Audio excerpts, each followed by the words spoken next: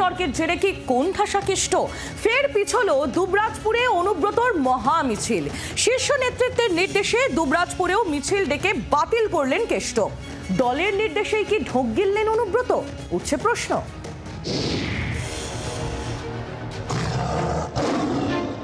কে সিংহ আর কে বাঘ? সোশ্যাল মিডিয়ায় যুদ্ধ। দলের রাশ কার হাতে? এ নিয়ে এক প্রস্থ নাটকের পর আর এক নাটক। বীরভূমের রাজনীতি ফের রঙিন। একই জেলা কমিটি ভেঙে আশিস বন্দ্যোপাধ্যায়কে চেয়ারম্যান করে কোর কমিটি তৈরি করে দিয়েছে তৃণমূল নেতৃত্ব। কিন্তু জেলার রাশ যেন কোনো কিছুতেই ছাড়তে রাজি হচ্ছিলেন না অনুব্রত মণ্ডল। 15 জুন সাঁইথিয়া ব্লকে দলীয় বৈঠক করেন অনুব্রত। 22 জুন দুবরাজপুরে মিছিল ডেকেছিলেন কেষ্ট।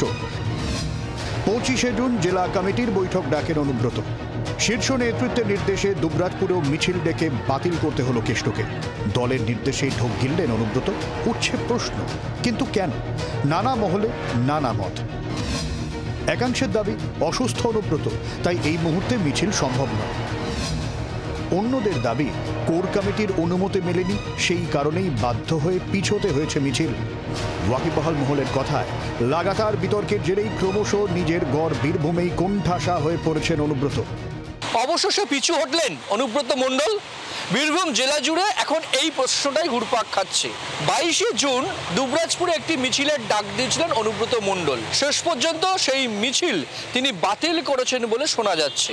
দুবরাজপুর নেতৃত্বকে ফোন করে জানিয়ে দিয়েছেন মিছিল তিনি করবেন না। সম্প্রতি অনুব্রতর অডিও কাণ্ডে প্রবল অস্বস্তিতে পড়েছিল তৃণমূল নেতৃত্ব।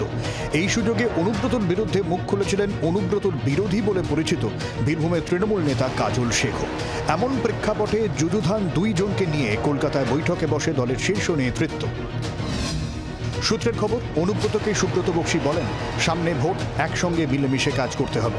প্রকাশ্যে একে অপরের বিরুদ্ধে মন্তব্য করা যাবে না। ক্ষোভ বিক্ষোভ থাকলে আমাদের বলুন, কোর কমিটির সবাইকে একসঙ্গে নিয়েই চলতে হবে। সূত্রের খবর, অনুব্রত বৈঠকে বলেছেন তিনি লজ্জিত। বৈঠক শেষে ফের ফর্মে ফেরেন কেষ্ট। ডেকে বসেন জেলা কমিটির বৈঠক, নেন আলাদা কর্মসূচি। তা নিয়ে আবারও প্রশ্ন উঠতে শুরু করে।